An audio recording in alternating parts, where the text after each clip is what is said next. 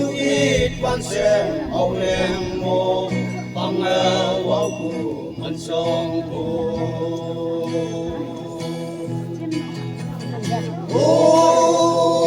anh người bên mình song hùng bên như sơn nào chú ít quan xem âu lên mô bằng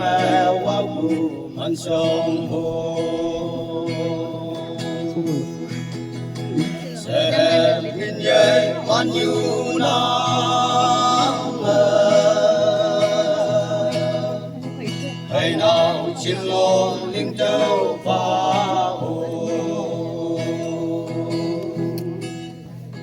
naga sơ cô với như Yahweh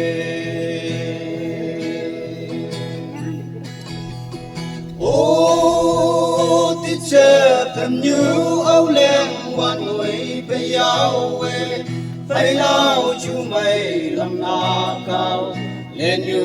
yang an mình na nhớ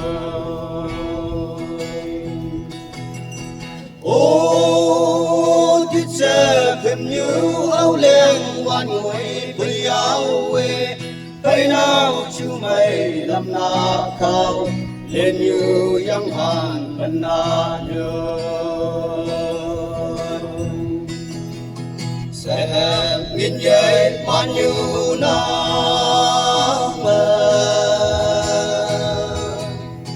ngày nào trên lô liên châu phá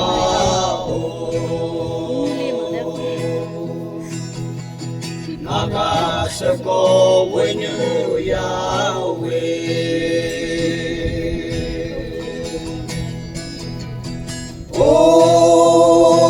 nhạc âu lên quan như hoa ngem tiếng lòng mà sông nhồi ca nghiệp sẽ quan nhồi bây Yahweh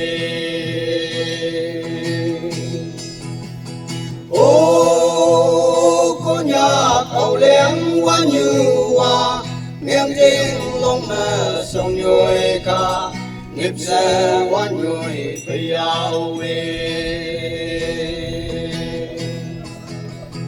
sẽ kinh dây man như nắng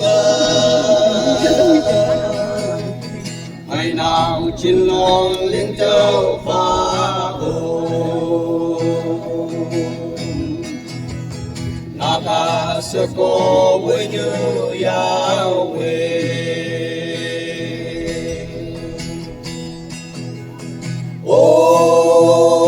phải nào chín trong bây giờ mà không tông ban pa trong hoàn mà phải nào mà làm yêu na kha